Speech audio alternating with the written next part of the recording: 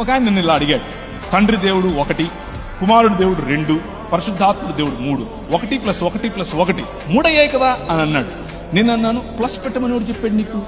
1 × 1 × 1 చేయి అన్నాను. 1 వచ్చింది కదా అంటున్నాడు. సో దేవుడు అనేటటువంటి కాన్సెప్ట్ ను మ్యాథమెటిక్స్ అనే కాన్సెప్ట్ లేకి యూ కెనాట్ రిడ్యూస్ ఇట్.